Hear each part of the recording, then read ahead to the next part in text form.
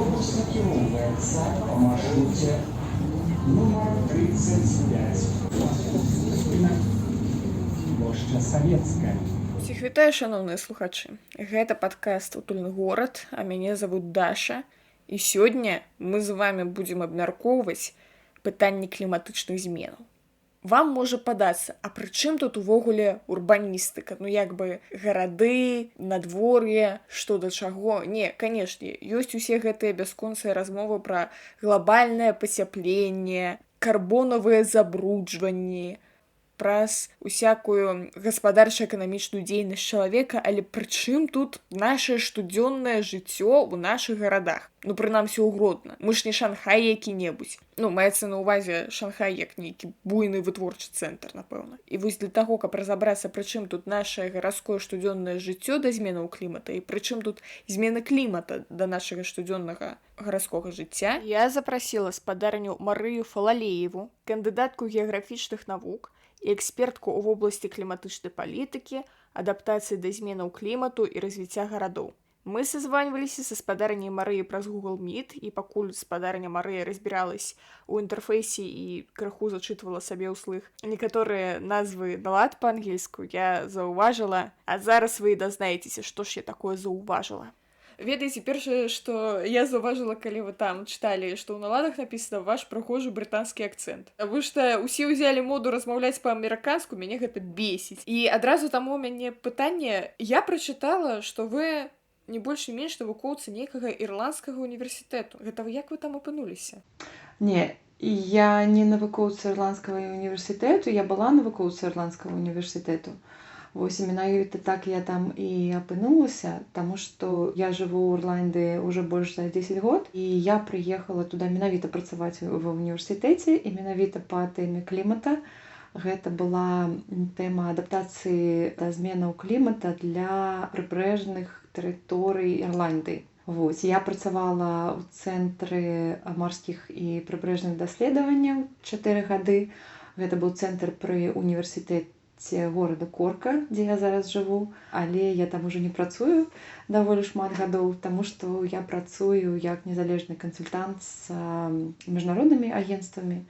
І ў апошнія гады я рабіла праекты на тэрыторыі ўсходняй Еўропы, Беларусі, але я ў Ірландыі жыву, але тут не працую ўжо некалькі гадоў. Зразумела. А распавядзіце тады, калі ласка, вось менавіта пра вашу сферу навуковых інтарэсаў, як вы ўвогуле прыйшлі да гэтай тэмы клімату і ўсяго астатняга? Ведаеце, гэта такое цікавае пытанне, таму што меня ўжо за апошні, напэўна, месяц уже другі раз пытаюсь, як вы апынуліся ў гэтай тэме. Гэта добра, напэўна, таму што яшчэ гадоў 5 назад людзі думалі, што вось калі ты займаешься кліматам, ты кліматолог. А кліматолог – гэта такі чалавек, які нешта там з зондам бегае, да, і ўсё ведае пра надвор'е і пра клімат. Гэта не так.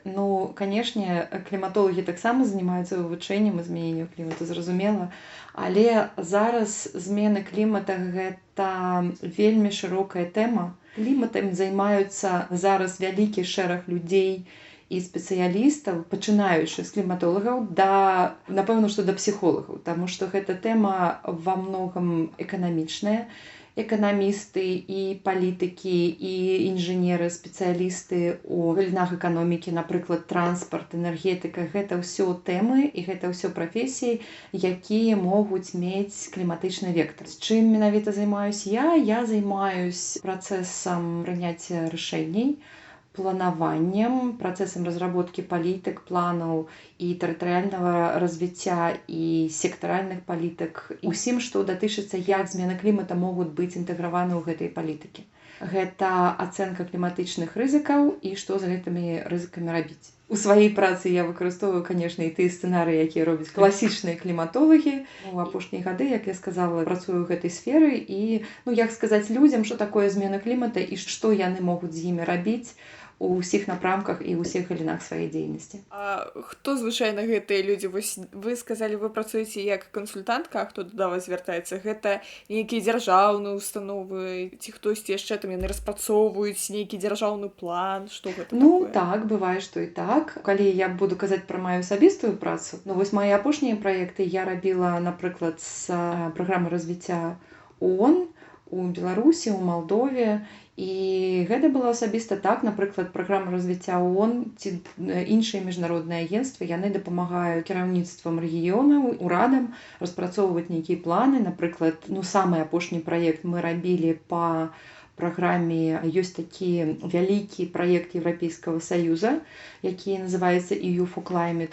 Ён працуе з усімі краінамі ўсходнееўрапейскага рэгіёна, дакладней з краінамі ўсходняга партнёрства Еўрапейскага Саюза. І да апошняга часу Беларусь уходзіла ў ўсходняе партнёрства. Зараз, на жаль, мы прыпынілі свой удзел у гэтай ініцыятыве па гэтай праграме. Адзін з напрамак працы ў Беларусі гэта была распрацоўка стратэгіі адаптацыі Беларусі для зменаў клімата. У гэтай праграме працавалі міжнародныя эксперты, я працавала як міжнародны эксперт, некалькі яшчэ экспертаў працавала, і ў гэтай праграме працавалі беларускія эксперты, якія робяць даследаванні, працуюць у розных галінах, эксперты па транспарту, энергетыкі і па жыллёвай гаспадаркі. Мы рабілі аналіз рызыкаў для розных атраслей і для розных галін вытворчасці. А наступным крокам павінна была быць на выснове гэтых даследаванняў, гэтых ацэнак рызыкі, павінна была быць распрацоўка плана адаптацыі, нацыянальнага плана адаптацыі. А што з гэтым зусім рабіць? На жаль, праца прыпынілася, але мы спадзяёмся, што яна ўзновіцца аднойчы і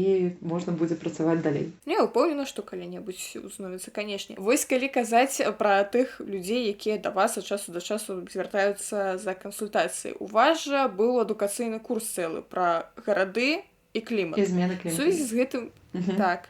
І ў сувязі з гэтым у мяне пытанне: а як увогуле звязаны клімат і гарады? Мне неяк падавалася наіўна, што клімат ён недзе там асобна. Вось гэта там прырода, гэта за гарадам. З'ездзім на прыроду, з'ездзім за гарад. А гарады яны асобна. А вось апынулася, што яны звязаны. Як яны звязаныя? Па-першае, яны звязаны вельмі цесна.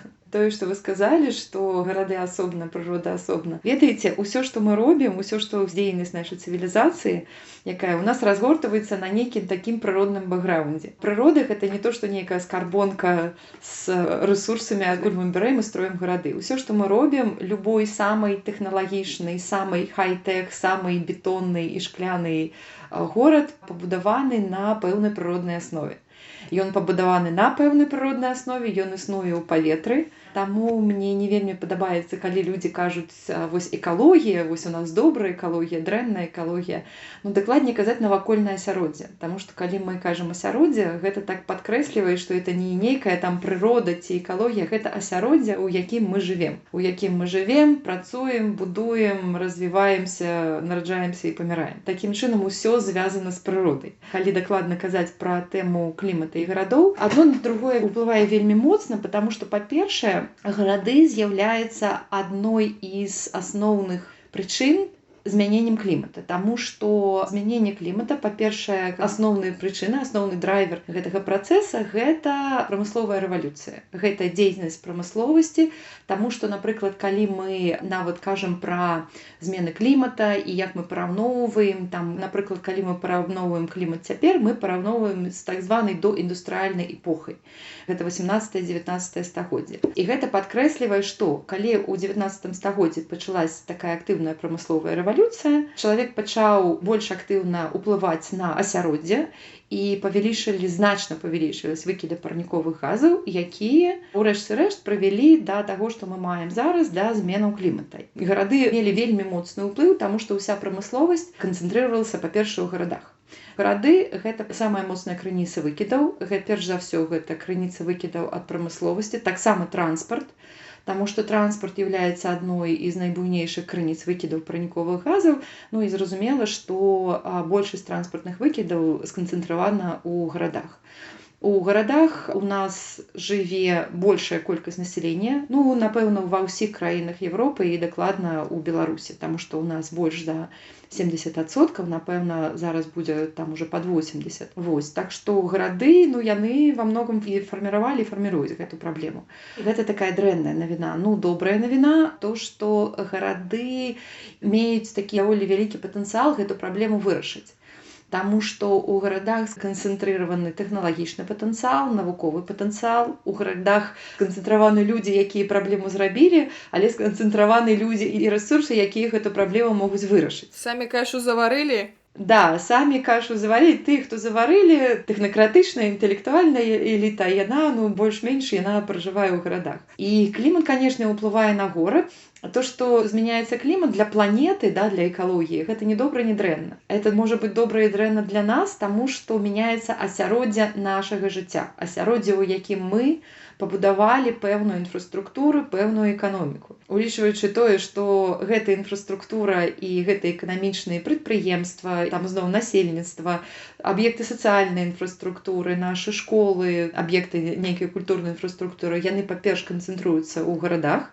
Канешне, калі мяняецца асяроддзе, гэта вельмі адчувальна для ўсей сістэмы. Такім чынам у нас расце ўязвімасць. Так што гарады і клімат звязаны вельмі моцна. Па-першае, гарады, можна сказаць, радзілі праблему змены клімата. Яны у добрым развіцці сцэнарыя яны памогуць вырашыць, і яны з'яўляюцца найбольш уязвімымі для гэтай праблемы, таму што ў нас у гарадах жыве шмат людзей, і яны на сябе гэта адчуваюць. Вось аб тым, як менавіта яны адчуваюць, мы пагаворым трошкі далей, а вось пра тое, як уплываюць гарады. Мне падаецца, што беларускія гарады, вось там такія тыповыя гарады ўсходняй Еўропы уплываюць на клімат трошкі па-іншаму, чым, я не ведаю, гарады паўночнай Афрыкі, ці там нейкі іншы рэгіён возьмем. Ці ёсць нейкія такія адрозненні, можа, спецыфічныя рысы ў тым, як уплываюць менавіта беларускія гарады на наше навакольнае асяроддзе? Вы правы, што розныя гарады ўплываюць па-рознаму. Напрыклад, калі мы будзем браць гарады паўночнай Афрыкі, гэта такія трохі далёкія і экзатычныя, ад нас прыклад, але нават калі мы будзем казаць, напрыклад, про гарады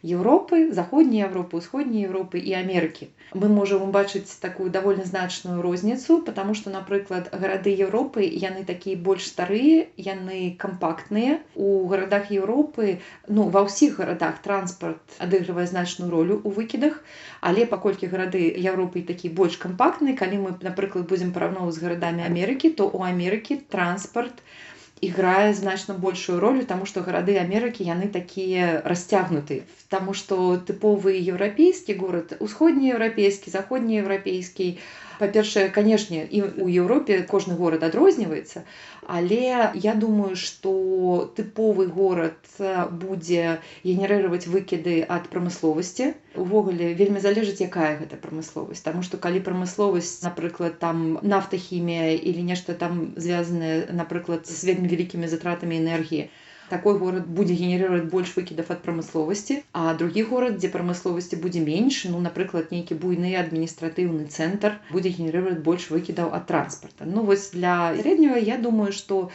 гэта такі мікс ад прамысловасці і транспарта. Канешне, энергетыкі таксама, таму што калі мы кажам пра прамысловасць, мы маем на ўвазе і выкіды ад прамысловасці ад працэсаў, вытворчых працэсаў, але таксама прамысловасць адзін з галоўных ужывальнікаў энергіі і выкіда ад энергіі, прамысловасць транспарт. Гэта такія тыповыя крыніцы, і яны будуць тыповыя для ўсходнееўрапейскіх гарадоў таксама. А можаце трошку больш распавесці пра выкіды ад энергіі, таму што, як мне падавалася наіўна, што вось ёсць выхлапныя тыя газы ад транспарту, ёсць той дым з трубы, які ідзе ад прамысловасці, а выкіды энергіі гэта што менавіта? Тут дакладней казаць не энергія энергетыкі. Па-першае, мы павінны паглядзець, на яком паліве зараз працуе наша энергетыка. Асноўныя рэсурсы энергіі, якія мы выкарыстоўваем апошнія 100 гадоў, гэта выкапное паліва, гэта нафта, гэта вугаль, гэта газ.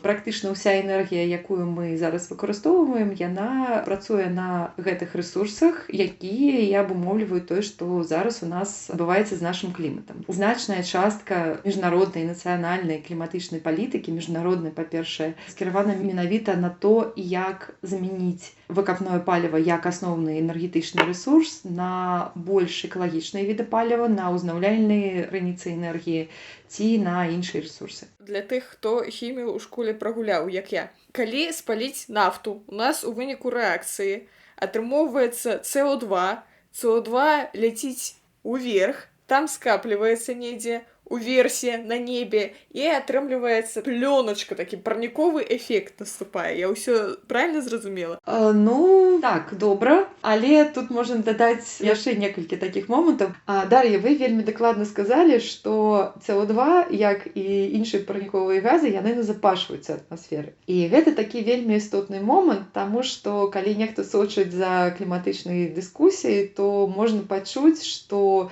вось мы павінны тэрмінова скарачаць выкіды, таму што часу у нас засталося мала. І ўзнікае пытанне, а чаму у нас часу засталося мала? Чаму мы так тэрмінова павінны скарачаць зараз? Чаму мы не можам гэта зрабіць там праз 10 год, праз 20 год? І мы не можам гэта зрабіць менавіта таму, што яно назапашваецца. Калі мы будзем разглядаць хімічныя працэсы ў атмасферы, то мы побачым, што СО2, калі ён пападае ў атмасферу, ён нікуды чароўным чынам не трансфарміруецца. Ён там застаецца. І ён там застаецца на даволі доўгі срок, больш 100 гадоў дакладна, да 200 гадоў. Таму што зараз мы жывем з той канцэнтрацыяй СО2, якую выкінулі нашы тэхналагічныя продкі, калі так можна сказаць, і мы працягваем даволі інтэнсіўна выкідваць парніковыя газы. Але навукоўцы падлічылі, што пэўны ўзровень канцэнтрацыі парніковых газаў азначае пэўнае павышэнне тэмпературы. Гэта не гіпотэза, гэта даволі дакладныя разлікі. І я хочу падкрэсліць, гэта даныя навуковага кансэнсуса, гэта не то, што адзін нейкі інстытут гэта падлічыў і можна спрачацца ці не спрачацца. Таму, калі мы перабольшым пэўны ўзровень вось гэтай канцэнтрацыі СО2 ў атмасферы, то ўзровень тэмпературы будзе больш, чым, скажем так, мы можам себе дазволіць. А сколькі мы можам себе дазволіць умоўна, гэта таксама падлічана, і таму, калі мы чуем, што адны з мэтаў міжнароднай кліматычнай палітыкі гэта павышэнне тэмпературы на 1,5-2 градуса да канца стагоддзя, вось менавіта гэта той узровень, які мы адносна безапасна, я хочу падкрэсліць, адносна безапасна можам сабе дазволіць павысіць. Але зараз мы находзімся на такой траекторыі выкідаў, якая вядзе нас да значна большага павышэння. І тая траекторыя выкідаў, на якую мы знаходзімся, вядзе нас да павышэння тэмпературы, каля 2-3, мабыць, больш градусаў. І калі мы зараз і даволі хутка не спынім вось папаўнення гэтага вуглероднага бюджэта ў атмасферы, гэта не той бюджэт, якой трэба захоўваць і папаўняць, то гэты бюджэт вырасце настолькі, што нам ужо, нам немагчыма будзе дасягнуць мэтаў, напрыклад, 2 градусаў Цельсія, таму што ўжо будзе СО2 столькі, што гэта будзе немагчыма. Там ёсць іншыя метады, як, напрыклад, што адбудзецца, если, напрыклад, мы вось, не зможам зараз неяк там хутка перастроіць сваю прамысловасць і кліматычную палітыку. Ёсць прапановы по так званаму геоінжынерынгу, гэта вялікія інжынерныя сістэмы і метады, як мы можам паўплываць на глобальную кліматычную сістэму.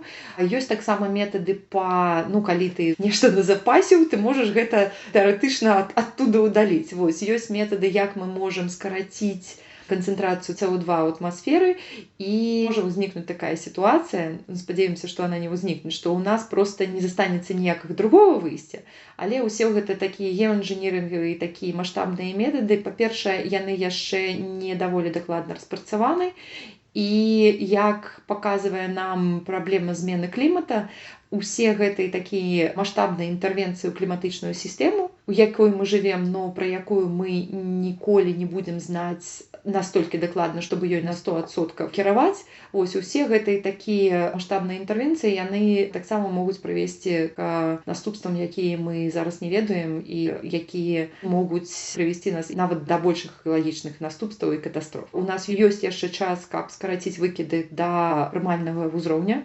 Гэта цяжка, гэта надо рабіць хутка, але гэта надо рабіць. А вось калі казаць пра той унёсак у той вугляводны бюджэт. Вугляродны бюджэт, канешне. Вугляводы гэта тое, што я зашмат спажываю, які робіць менавіта наш любёны горад Гродна. Ёсць у нас, напрыклад, такое прадпрыемства Гродна-Азот. І я калі вучылася ў Гродзенскім універсітэце, нам ад часу да часу трэба было пераходзіць з аднаго корпуса ў іншы, мы так выходзім на вуліцу. Ой, а чым гэта ў паветры пахне? Зноў выкіды на Гродна-Азоце. Зразумела, вось, і пайшлі сабе. Вы скажыце, калі ласка, ці мелі мы рацыю, ці гэта проста з курылкі там нешта ветрам падула і нам такое падалося, і ці гэтыя тэарэтычныя выкіды насамрэч настолькі моцна ўплывалі на атмасферу зямлі, што вось зараз менавіта агротны азот можна у тым ліку вінаваціць у глобальным пацяпленні. Ведаеце, как бы не ўсе выкіды з'яўляюцца парніковымі газамі. На агротны азот выкіды не толькі парніковых газаў. Ёсць іншыя шкодныя выкіды, якія могуць маць там спецыфічны пах, спецыфічны нейкі колер, але яны не з'яўляюцца выкідам парніковых газаў і такім чынам на кліматычную сістэму могуць не ўплываць ці аказваць меншы ўплыў. Але, конечно, агротны азот як такое буйное прадпрыемства, як усе прадпрыемствы прамысловыя, ізноў, якія ўжываюць шмат энергіі, яны ўплываюць на выкіды парніковых газаў. Тады дарэмна мы грашылі на агротны азот, трэба было ад пачатку праверыць, чым жа гэта сапраўды пахне. Дык вось, мы ўжо казалі з вамі і пра транспартныя выкіды, і пра гарадскую вытворчасць, а ўсё ж такі, як на ваш густ, што горш у гэтым сэнсе? Усё ж такі, што мацней ўплываць? Яны абодва харашы. Мы з вами ўжо казалі, што кожны горад розны. Нельга казаць, што вось транспарт дрэнны, а прамысловасць мы можам пакуль што пра яе забыць. Кожны горад унікальны, ён унікальны наконт сваіх выкідаў, наконт таго, як ён уплывае на клімат горад і як клімат уплывае на яго. Таму, каб гэта ўсё прааналізировать і каб выпрацаваць нейкія стратэгіі, спрацоўваюцца кліматычныя планы гарадоў. Гэта такія дакументы, яны павінны будавацца на аналізе. Вось менавіта як вы пытаеце, што канкрэтна ў канкрэтным горадзе, якая галіна, якія крыніцы выкідаў. Таму што можа быць два умоўна падобных горада, і у адным будзе транспартная інфраструктура, у другім будзе транспартная інфраструктура, але у адным будзе больш машын з электрычнымі рухавікамі, а у іншым горадзе будзе шмат традыцыйных машын, нейкіх старых. Тут трэба аналізировать для кожнага горада і менавіта для кожнага горада будаваць стратэгіі, як скарачаць выкіды. То есть трэба вывучаць, трэба аналізировать. Вось я вам скажу, хто ў Гродна найлепшыя аналітыкі. Гэта, ведаеце, такія дзядулі, якія ўсё ведаюць лепей за ўсіх. Стаяла я неяк на прыпынку, чакала тралейбус, а там такі дзядзечка з газеткай стаіць. Яму вельмі хацелася паразмаўляць, а я адзіная, хто яму пад руку трапілася, і ён такі: глобальнае пацяпленне, глобальнае пацяпленне. Амерыканцы напрыдумлялі ўсё гэтае вашае глобальнае пацяпленне. Я, калі малы быў, ніякіх пацяпленняў не было. І вось у мяне пытанне: можа гэты дзядуля меў рацыю, ўсё ж такі ён доўгае жыццё пражыў, яму не падалося, што надта ў яго улюбёным горадзе пацяплела. Можа быць, сапраўды вы, навукоўцы, памыляецеся? Ведаеце, у лістападзе 22-го года неяк сур'ёзна абмяркоўваць вось гэту тэму кліматычнага скептыцызму ўжо, па меншай меры, наіўна. Калі б мы з вами размаўлялі 10 гадоў таму, яшчэ можна было казаць пра нейкую дыскусію, але, ведаеце, вы вельмі добра выкарысталі вы, навукоўцы, таму што тое, што мы ведаем зараз пра глобальнае пацяпленне, прычыны, пра дынаміку, пра магчымыя наступствы, гэта менавіта не меркаванне нейкага аднаго ці там 10 інстытутаў, няхай гэта былі бы буйныя інстытуты. Гэта менавіта зараз меркаванне глобальнай навуковай суполкі. Адна з асноўных крыніц інфармацыі па зменам клімата – гэта міжнародная група экспертаў па зменам клімата. І таксама, калі людзі чуюць, што вось міжнародная група экспертаў па зменам клімата выпусціла нейкую справаздачу, людзі думаюць, што гэта сядзіць нейкі такі інстытут. І варта ведаць, што міжнародная група экспертаў – гэта не інстытут, гэта сакратарыят, фактычна, гэта арганізацыя, якая коардынуе і збірае навуковыя даследаванні з усяго міра. Пасколькі гэта такая вельмі палітычная структура, таму што вельмі многія, асабліва раней, таму што зараз там сітуацыя крыху змянілася, вельмі многія хацелі бы, щоб змены клімата быў фейк, і можна было все там рабіць як раней.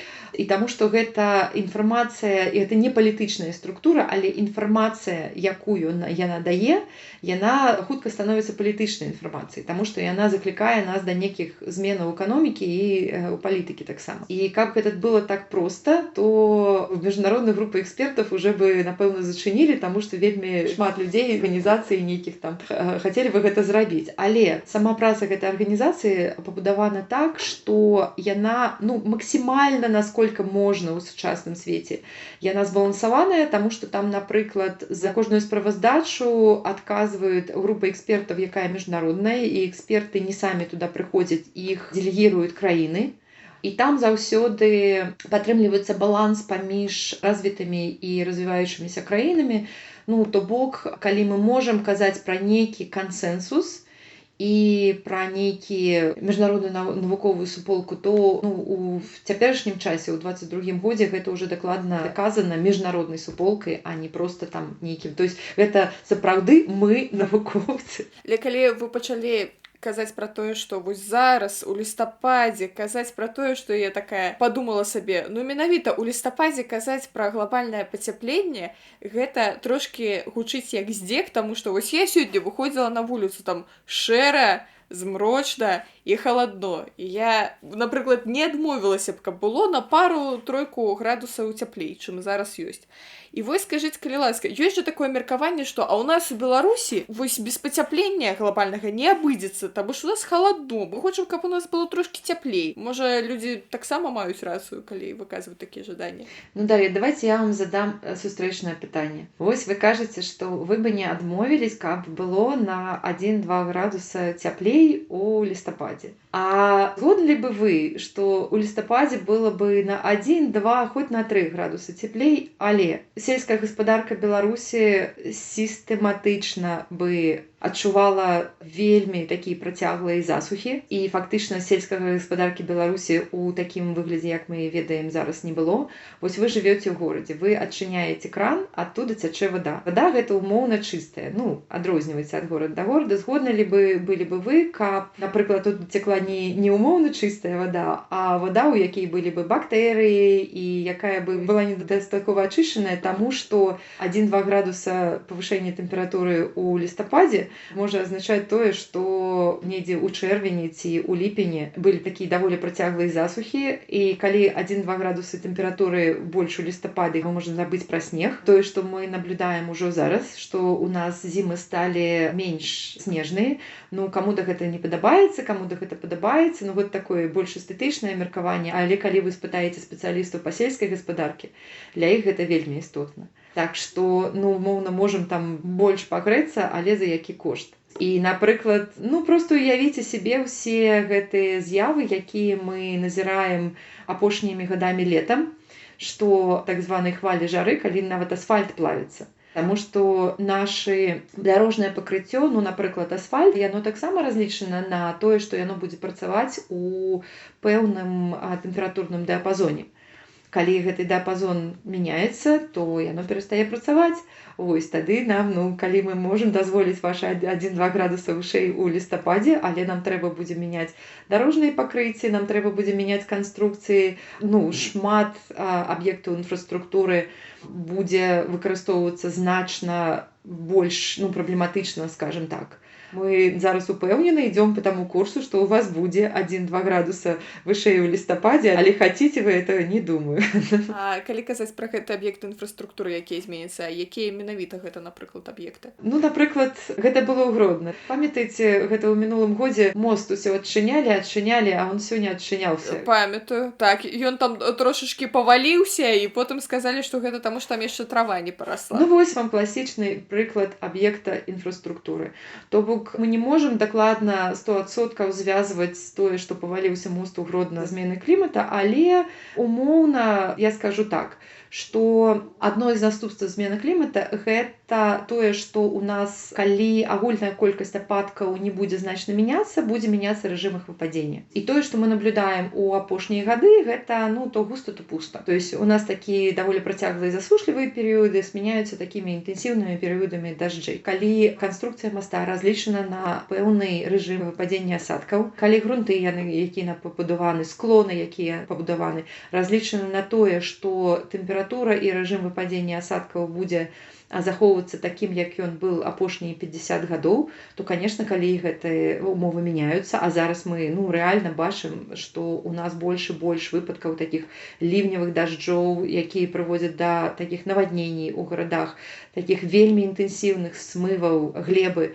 то, конечно, такія выпадкі будуць здарацца, таму што не ведаю, конечно, дакладна, якія там тэхнічныя характарыстыкі, но я думаю, што у гэтым выпадку нават і самі будаўнікі, як якія будавалі мост. Мабыць, гэта там былі сумленныя людзі, якія пабудавалі па тэхналогіі, якія і па тэхнічным характарыстыкам, якія яны выкарыстоўвалі апошнія 50 там год, але бачыце, там не працуе. Гэта класічны варыянт, калі вот ад змыва-размыва грунтоў. То есть, што там травой парасло, ну, напрыклад, калі парасце травой праз 3 года, гэта трываласць грунтоў стане там пэўным чынам там крыху больш. Але калі ў нас пры гэтым будуць працягваць расці інтэнсіўнасць ападкаў, то мы будзем казаць потым, што ну трава больш не працуе, давайте там пасадзім там дрэва, а калі дрэва не спрацуе. Вось. Так што вось гэта класічны. Ну і такіх прыкладаў можна прывесці шмат. Напрыклад, тое самае дарожнае пакрыццё.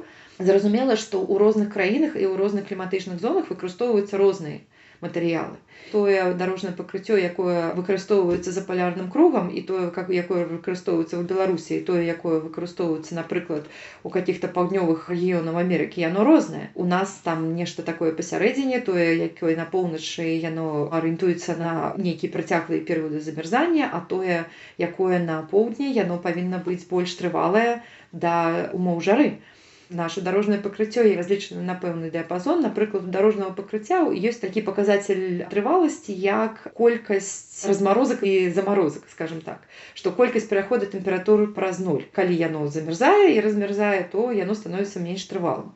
Вось, і калі у нас раней за зіму тэмпература праходзіла праз 0, мабыць, 10 разоў, а зараз праходзіць 20-30 разоў, то ну, просто трываласць дарожнага пакрыцця яна зніжаецца. І нам яго трэба ці мяняць на іншае, ці больш часта рамантаваць. То бок, у любым выпадку нам прыйдзецца неяк перабудоўвацца пад гэтыя новыя умовы і нешта новае прыдумляецца з інфраструктурнага пункту гледжання, таму што Абсалютна. так, старыя рашэнні не працуюць. Галоўнае, што вы калі казалі пра мост, вы падкінулі нашай адміністрацыі вельмі файную адмазку пра тое, што а гэта не мы ўсе грошы скралі, гэта проста клімат памяняўся, і таму у нас і мост паваліўся, і дамы, і ўсё астатняе. Я зыходжу з таго, што ўсё ж такі у нас шмат сумленных людзей, але гэта адмазка вельмі умоўная, таму што адразу ўзнікае пытанне, а як, паважаная гарадская адміністрацыя, ці ўлічваеце ли вы кліматычныя рызыкі? Як вы ўлічваеце? Ці ведаеце вы, што будзе адбывацца з гэтым і з іншымі мастамі ў горадзе Гродна ў наступныя 10, 15, 20 гадоў, таму што мост гэта такі даволі трывалы аб'ект інфраструктуры, і мы будуем яго не на год, і не на 5, і нават не на 10. Абсалютная большасць гарадскіх адміністрацый на гэта пытанне не то, што не мае адказа, яны такія пытанні нават і не чула. І гэта такі індыкатар у Гродна, што ну так, павінна глядзець, што бы там не казаў дзядуля на прыпынку, яму, мабыць, так псіхалагічна лягчэй жыць. Але калі ты гарадская адміністрацыя і калі ты нясеш адказнасць палітычную і маральную і фінансавую адказнасць за то, як будзе працаваць горад, ты не можаш пазволіць сабе такой раскошы думаць, што гэта ўсё неяк рассасецца. Таму трэба рабіць ацэнку рызыкаў, трэба рабіць планы, і гэта вельмі складаная задача, яна можа быць вырашана, але у абсалютнай большасці гарадоў беларускіх яе яшчэ нават і не пачыналі рабіць, так што гэта такая сабе даволі цяжкая адмазка. А можа быць, яна вырашана, калі вы звернецеся да спадарні Марыі за кансультацыяй. Ну, увогуле, што я зразумела, як у байцы Кандрата крапіву пра мышэй, якія ўсё з'елі, а потым тыя заразы выжлакталі бочку газы. Так у нас не атрымаецца, на жаль, усё спісаць на клімат. Але глядзіце, вось я знайшла такі файны сайт Метеаблю, і я вось паглядзела, у іх ёсць файныя графікі сярэдняй тэмпературы па Гродні. І быццам бы сярэдняя тэмпература ў 1979 годзе была 6 градусаў, а ў 2021 годзе 7,5. Што нам паказвае гэты графік? Ён паказвае нам менавіта тое, пра што мы размаўляем, таму што адбываюцца змены клімата і тэмпература расце, і ў Беларусі яна расце даволі хутка, таму што увогуле па міру на зямным шары за апошняе стагоддзе тэмпература ўзнялась парадка на 1 градус Цельсія, але ў розных рэгіёнах гэты працэс ідзе з вельмі рознай хуткасцю. І вось менавіта нашы шыроты, сярэднія шыроты паўднёвага паўшар'я, яны награваюцца значна хутчэй, чым многія другія рэгіёны міра. Мы, мабыць, не такія ўязвімыя, але у нас гэты працэс ідзе дастаткова актыўна. Не так даўно я чула дадзеныя беларускага біягідрамета, дзе спецыяліст біягідрамета Наталья Клевец, яна казала, што ёсць такія даныя, што ў Беларусі пацяпленне ідзе, здаецца мне, ў 6 разоў хутчэй, чым у сярэднім па міру. Ого, а з чым гэта можа быць звязана? Гэта можа быць звязана, таму што мы знаходзімся ў пэўнай кліматычнай зоне. Гэта іншае пытанне, насколькі для нас гэта адчувальна. Калі, напрыклад, нейкая дзяржава размяшчаецца блізка да мора, ну і, напрыклад, там тэмпература можа павышацца і значна на менш, але ўразлівасць будзе значна больш, таму што там, напрыклад, больш будет уплываць павышэнне ўзроўня мора. У нас ёсць пэўныя магчымасці адаптавацца да змены клімата. То есть гэта не азначае, што ай-яй-яй, катастрофа, мы зараз усе памрэм, да? Але гэта, да, так мы знаходзімся ў такой кліматычнай зоне. Гэта не Беларусь такім заборчыкам абнесена ў 6 разоў больш. Гэта і ў іншых краінах, напрыклад, той жа Польшы, Германіі, у большасць краін Еўропы, гэта так. А вось яшчэ адзін паказчык з такого самага Метеоблю. Сярэдняя колькасць ападкаў. Я гляджу, што ў 79 годзе сярэдняя колькасць была 660 мм, а ў 2021 863 мм. Але агульны тренд быццам бы ідзе на зніжэнне сярэдняй колькасці. Гэта што? Гэта як это працуе? Да, і тут, па-першае, трэба глядзець не на колькасць, таму што і тэмпература, і ападкі, яны маюць такую значную варыятыўнасць. І калі вось у нас кажуць, што вось змена клімата, вось была вельмі халодная зіма. Да, кліматычная сістэма, яна вельмі зменлівая, і тут няма нічога дзіўнага ў том, што ў адным годзе было больш ападкаў і больш тэмпературы, у другім годзе было менш ападкаў, менш тэмпературы. Тут трэба глядзець на агульныя тренды. І вось калі вы кажаце пра гэты сайт Метеоблю, таму што гэта сайт з метэаралагічнай інфармацыяй, гэта не апошняя ісціна, але тренды магчыма даволі добра прасачыць. Вось нам трэба глядзець не на вось гэтую лінію, якая ідзе ўверх і ўніз, а на вось лінію асноўнага тренда. На сайце гэта такая сіненькая лінія пункцірная. Калі вы пабачыце на гэтую лінію, вы ўбачыце, што ў горадзе Гродна адносна тэмпературы гэта лінія, сярэдняя лінія тренда, яна ідзе даволі дакладна ўверх. А калі мы глядзім на ападкі, то лінія, трохі ідзе ўніз, але не вельмі істотна з усімі гэтымі варыяцыямі ўверх і ўніз. Колькасць ападкаў застаецца прыблізна такая ж самая. Але, як я сказала, што для тэрыторыі Беларусі колькасць ападкаў у бліжэйшыя дзесяцігоддзі не павінна значна мяняцца, але будзе мяняцца рэжым іх выпадання. І вось гэты графік не паказвае. І таму, калі глядзець толькі на графіках, бачыце, тут такая штука, што увогуле, вяртаючыся да тэмы кліматычных скептыкаў, чаму факты гэта, конечно, добрая рэч, але каб інтэрпрэтаваць факты, то бок навуковыя факты, павінны ўсё ж такі прафесіянальныя экспертныя веды. Таму што вось калі нехто глядзіць на графік і кажа, што ой, вось нечага нам баяцца, таму што мост у Гродна будзе так стаяць, як і стаяў, таму што вось тренд ідзе, там ападкаў больш у нас не стане. Трэба ўлічваць яшчэ такія дэталі, як, напрыклад, рэжым выпадання ападкаў і шмат іншага, што не заўсёды відна на такіх вось папулярных графіках. Вось для таго мы запрашаем экспертаў, каб яны нам патлумачылі тое, што мы самі ў гэтых графіках не можам углядзець.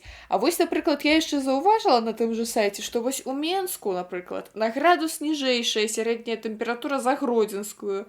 І я не зразумела, гэта як так? Мы як бы ў адной краіне жывем, і краіна гэта не Расія, што там, зразумела, у адной частцы краіны іншая тэмпература, чым у другой. А гэта як так атрымалася? Па-першае, у нас не Расія, але у нас і не Мальта, і не Андора. Беларусь даволі вялікая краіна, і калі вы паглядзіце на мапу Еўропы, гэта даволі вялікая краіна, у якой даволі разнастайная і геалагічная структура, і кліматычная структуру. Вось у нас у Беларусі да апошняга часу, в класічным такім варыянце 3 кліматычных зоны. Зараз яны змясціліся на поўначы, у нас стала 4. У бліжэйшыя дзесяцігоддзі у нас застанецца 4 кліматычных зоны, яны будуць змяшчацца на поўнач. І розніца паміж гэтымі кліматычнымі зонамі і ў тэмпературах, і ў асадках, мабыць, менш у асадках, але ў тэмпературы даволі істотныя. Калі мы паглядзім проста на самую класічную кліматычную мапу Беларусі, мы ўбачым, што тэмпература ў горадзе Гродна і ў горадзе Мінску даволі розная, і так яна разлічаецца, прыкладна на 1 градус. А калі мы, напрыклад, будзем глядзець розніцу між Брэстам і Віцебскам, адкуль я. Тут нават мапы не патрэбны. Мы вельмі добра ведаем, што калі ў Брэсце ўжо сонца і няма снега, і цвітуць кветкі весной, то ў Віцебску яшчэ ляжыць снег і ўжо такая канкрэтная нармалёвая зіма. Окей, а Гродно у нас уваходзіць у якую кліматычную зону? Ну, зараз яна выходзіць у цэнтральную, там дакладна гаварыць это не кліматычныя, а агракліматычныя зоны, таму што яны вылучаюцца па спалучэнню некалькіх паказчыкаў гэтай тэмпературы, гэтае выпарэнне вільгаці з почвы. Гэта такі ўжо больш не складаная інфармацыя, але і Гродно і Мінск яны ўваходзяць зараз, мне здаецца, у адну зону цэнтральную, калі я не памыляюся, але гэта не азначае, што ў іх там роўненька ўсё аднолькава. А вось, напрыклад, у нас на пачатку 2022 году на Гродзеншчыне былі вельмі моцныя ветры, такія моцныя, што ў нас там прападала электрычнасць, падалі дрэвы на машыны, на дамы, на людзей. І у мяне пытанне, гэта для нашай вось гэтай агракліматычнай зоны увогуле характэрная з'ява, ці гэта зноў жа звязана неяк са зменамі клімата, і гэта анамалія там апошніх гадоў нейкіх? Я б сказала, што гэта анамалія апошніх гадоў, якая звязана з змяненнем клімата. Шторма, такія шквальныя ветра. Гэта адно з наступстваў змянення клімату Беларусі. Вось і тое, што мы зараз назіраем, ну і гэта менавіта, я думаю, што усе мы ўжо з'яўляемся сведкамі таго, што апошнія гады, як вы кажаце, што і шквальныя ветры, і нават такія з'явы абсалютна нетыповыя для Беларусі, як пыльныя буры, назіраліся ў цэнтры, напрыклад, у раёне там Баранавічай, на поўдзень туда да Палесся. Такія з'явы у нас будуць назірацца, на жаль, часцей. Нельга сказаць, што гэта яны будуць рэгулярныя кожны год, потому што зноў кліматычная сістэма яна вельмі такая варыятыўная, але калі гэты год там былі шквальныя вятры, у наступным не будзе, гэта не азначае, на жаль, на вялікі жаль, што якая-то была такая странная з'ява і вось неяк яны прападуць. Ну, тэндэнцыя такая, метэаролагі кажуць нам, што гэта будзе больш і больш паўтарацца. Гэта не азначае, што ўсе мы будзем сядзець без света і без вады. Гэта азначае, што нам трэба адаптыравацца да гэтага як для новых условий. Трэба будаваць інфраструктуру, трэба будаваць розныя сервісы і службы, якія ведалі бы, што такіх з'яў будзе больш і больш, і на іх трэба рэагіраваць. Мне падаецца, гэта як у той казцы, там якраз такі канзаская степь, і там былі гэтыя вятры, і трэба проста там хавацца ў падвал і не бегчы за сваім татошкам у фургончык. Вось, што нам трэба дакладна рабіць? Яшчэ адно пытанне наконт такіх дамоў з сонечнымі батарэямі. І яны нават ёсць у Гродні. На вуліцы Церашковай, напрыклад, дамы, нешта ў іх на даху ёсць. Гэта нешта быццам бы назапашвае сонечную энергію, і быццам бы там потым ліфт ездзіць. І свет гарыць за конт менавіта гэтай назапашанай энергіі. Скажыце, калі ласка, ці так гэта працуе ўвогуле, і ці гэта неяк нам дапаможа ў з'яўленні такіх дамоў справіцца з гэтымі кліматычнымі зменамі? Дар'я, ну увогуле гэта неяк дзіўна, што мы зноў у лістападзе 22 года абмяркоўваем гэтае пытанне, но гэта так сімптаматычна, таму што калі 10-5 гадоў таму такія крыніцы энергіі, як вецер, сонца, называлі альтэрнатыўнымі, зараз іх нават і альтэрнатыўнымі не вельмі часта клічуць, таму што яны ўжо не альтэрнатыўныя, гэта ўжо такія даволі сталыя тэхналогіі, якія зараз становяцца танней і танней, і якія распаўсюджваюцца хутчэй і хутчэй. Таму што, напрыклад, кошт сонечнай энергіі, я магу памыляцца ў лічбах, але кошт сонечнай энергіі, здаецца, мне за апошнія гадоў 10 упал там больш за 100 разоў. Гэта тэхналогіі, якія хутка будзем бачыць больш і больш, таму што яны ёсць розныя. Ну, напрыклад, сонечная энергія, там ёсць некалькі пэўных адмысловых тэхналогій, як гэта там адбываецца, гэта ўжо такія тэхнічныя моманты. Але гэта наша новая рэальнасць, што так, вось калі, вот, напрыклад, тут у Еўропе, дзе я жыву, значна больш дамоў з сонечнымі батарэямі, і любы чалавек, любая гаспадарка, канешне, гэта мяняць гэта заўсёды так, і дорага, і хлопатна, да? Але, напрыклад, у Еўрапейскім Саюзе ёсць, у большасці краін ёсць адмысловыя праграмы, напрыклад, калі табе дапамагаюць і, напрыклад, частку спансіруюць устаноўкі сонечных батарэй ці іншых энергетычных рэсурсаў, аднаўляльных крыніц энергіі. Ну і нават гэтыя праграмы ўжо пачынаюць паціху сварочваць, таму што іх фінансавалі, калі яны былі пілотныя, а зараз яны ўжо нават у пілотныя праграмы не ўходзяць. Так што так, гэта працуе нават у дамах, якія маюць некалькі паверхаў. Ну вось як вы сказалі, што можа на сонечнай энергіі працаваць ліфт, ці шмат даволі такіх тэхналогій, калі сонечная энергія нават у паўночных краінах грэе ваду. Вся цёплая вада ў гаспадарцы паступае за кошт сонечнай энергіі. Так што такія тэхналогіі ёсць, і іх будзе больш. І дзякуй Богу, і давайте мы з вами зробім нейкую выснову наконт таго, што мы як персаналі і што мы як грамадства можам зрабіць для таго, каб пазбегнуць усё-такі такіх моцных кліматычных зменаў, каб яны не так моцна ўплывалі на наше жыццё, што ў нашых сілах увогуле. Ведаеце, тут даволі шмат можна сказаць. І калі задаюць такое пытанне, ну, звычайна кажуць, што вось, там, сарціруйце мусар, выключайце святло. Гэта ўсё дакладна, гэта і маленькія крокі, іх трэба рабіць. Я нават не хачу зараз зноў пра гэта казаць, што гэта можна, калі экалагічна свядомы чалавек, ён можа знайсці гэтыя парады везде. Як захоўваць энергію, як захоўваць ваду. Але што мне хацелася бы зрабіць такі большы акцэнт, што мне здаецца, што ўсе змены пачынаюцца з ведаў. Напэўна, самая шчырая парада будзе вывучайце. Калі, напрыклад, вы слышыце, што вось ёсць змена клімата, вось Гродна, там недзе там на планеце, ёсць зараз настолькі крыніц інфармацыі, вось, ну, паменшае гэта зараз адзін з найбольшых трендаў эканамічных, экалагічных, палітычных і адна з найбольшых рызык для ўсіх нас змены клімата.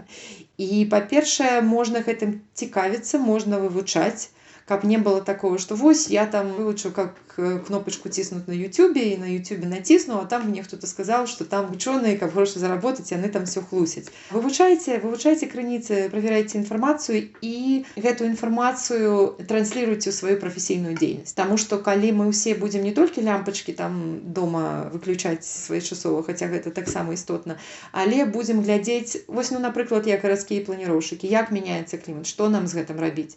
Не сидзець і не думаць, што типа, вось там мне на Ютубе сказалі, што яно рассасецца. Яно не рассасецца, на жаль. Вось, гэта дрэнная навіна. Добрая навіна, што гэта можа нас падштурхнуць, вырашыць таксама разам са зменай клімата іншыя экалагічныя праблемы. Вось як вы прывялі прыклад Гродна азота. Калі, напрыклад, будуць стаяць больш экалагічнае абсталяванне на Гроднай азоце, магчыма, можна будзе вырашыць адразу і праблему выкідаў, якія ўплываюць на змяненне клімата, і праблему выкідаў, якія вы чулі па паху, калі праходзілі з аднаго будынка на другой. Так што гэта змяненне клімата, гэта вялікая рызыка. Мы не ведаем, чым гэта гісторыя закончыцца і як яна скончыцца для нас. Ну, скончыцца я маю на ўвазе на працягу нашага жыцця. Але гэта і вялікія магчымасці. Так што у меня такая трохі не класічная парада. Вывучайце і пытайцесь нейкая інтэгрировать сваю прафесійную дзейнасць. Класна, дзякуй вам вялікі. А адной з такіх крыніц навуковых ведаў з'яўляецца, прынамсі, наш падкаст. Таму подписывайтеся, ставьте зорочки, лайки и все астатнія прыемныя адзнакі. Спадарня Марыя, можа, трэба на нейкую вашу сацыяльную сетку подпісацца, ці можа там на нейкі праект яшчэ? Ну, каму цікавы гэтай тэмы, ну, па-першае, я магу сказаць, што вы ўжо сказалі пра курс радыёзмянення клімата. Яго можна знайсці на платформе Лятушага універсітэту. Гэта такі першы пачатковы курс лікбез. Калі гэта тэма цікавіць трошкі глыбей, можна пачытаць маю кнігу, якая называецца «Новы горад для новага клімата». Яе можна набыць онлайн. У Беларусі яе можна набыць у кнігарні «Кнігі». І рада буду, калі будзе нейкія пытанні, звяртайцеся. Класна, дзякую вам вялікі. Вось зараз, напэўна, трэба паставіць лайк, падпісацца, знайсці ў інтэрнэце кнігу спадарні Марыі, яе набыць. І пачуемся. Бывайце, поэтому